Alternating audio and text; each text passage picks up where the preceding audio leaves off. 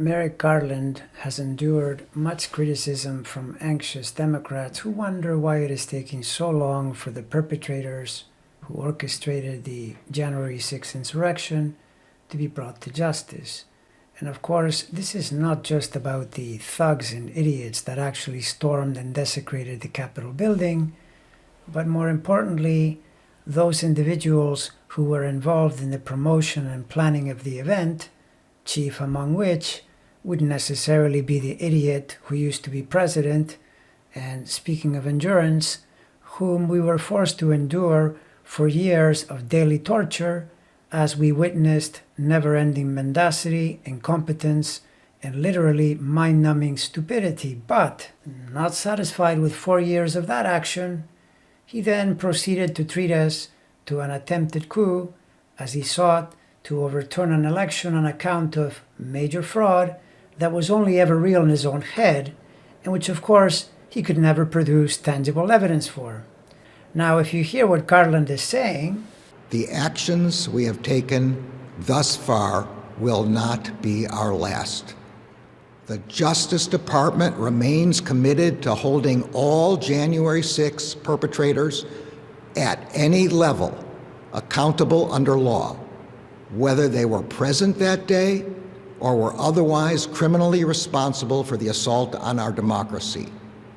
We will follow the facts wherever they lead. It sounds like he's saying nobody gets off here, no matter how high or low you are. You're going to pay the price.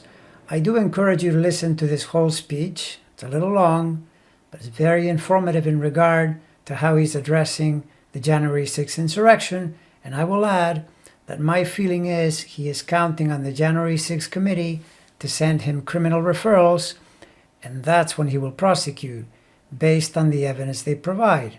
And apparently there seems to be a lot of such evidence because Trump and his crew, in the final analysis, are basically a gang of stupid crooks who plot to rob a bank while arranging to make sure they leave video, audio, and text evidence, as well as lots of fingerprints and DNA. So what's changed in 2022? Well, Garland is a Scorpio, so he's traversing through Saturn years, during which it is squaring his sun sign, and this year it is actually going to be squaring it most exactly by degree from about mid-year onward. So you can expect the pressure is going to ratchet upward. But this is nothing unusual for a man with his position, and let's face it, if he does anything close to what he's promising to do, Republicans are going to hate him with a passion. And that's pretty much exactly where the Saturn cycle fits. But being a Scorpio, 2022 is the Jupiter and Pisces year, and that happens to be very favorable to his sun via the benefic trine. And when Jupiter dips into Aries in the summer, it will then support his 2 Sagittarius planets by sign, and then from the start of 2023, it will move towards supporting them by exact degree. So I would say his fortunes are looking up, and I would say it is almost certain you're going to see significant Department of Justice action during 2022 because of Jupiter and Pisces, but it will continue in 2023 because then it makes trines to Mercury and Venus from Aries, and this is also very favorable. And moreover, by the spring of 2023, Saturn leaves Aquarius, goes into Pisces, and spends 2.5 years in a supportive trine to his sun, which is another signal that things get smoother at that time.